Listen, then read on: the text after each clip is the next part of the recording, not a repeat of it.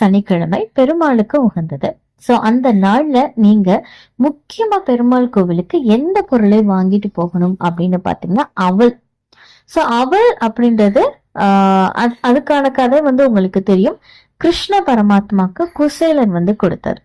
So Kuselar அப்படின்றவர் கிருஷ்ணருடைய நண்பர். அவர் ரொம்ப ஏழையா இருந்தாரு. கிருஷ்ணனுக்கு எதுவுமே வாங்கி கொடுக்க முடியாத ஒரு நிலைமை. வெறும் அவளை மட்டும் கிருஷ்ணனுக்கு எடுத்துட்டு போறாரு. அத கிருஷ்ணர் வாங்கி சாப்பிடுறாரு.